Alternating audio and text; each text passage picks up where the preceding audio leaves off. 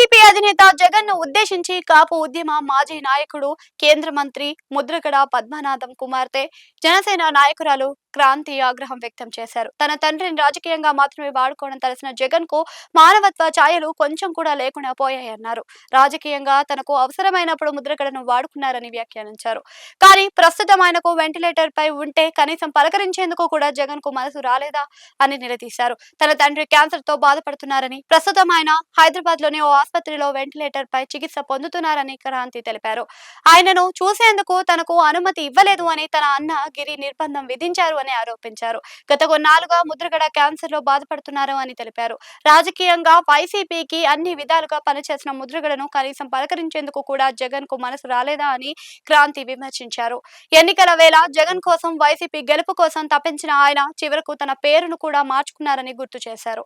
గత వారం రోజులుగా ముద్రగడ గురించి చర్చ జరుగుతున్నా ఆయన ఆసుపత్రిలో ఉన్నారని తెలుస్తున్నా జగన్ ఏమాత్రం పట్టించుకోవడం లేదు అని క్రాంతి దుయ్యబట్టారు.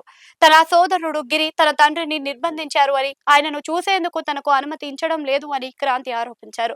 పరిస్థితి ఎలా ఉన్నా కనీసం ఆయనను పరామర్శించేందుకు వైసీపీ నాయకులు ఒక్కరు కూడా ముందుకు రాలేదు.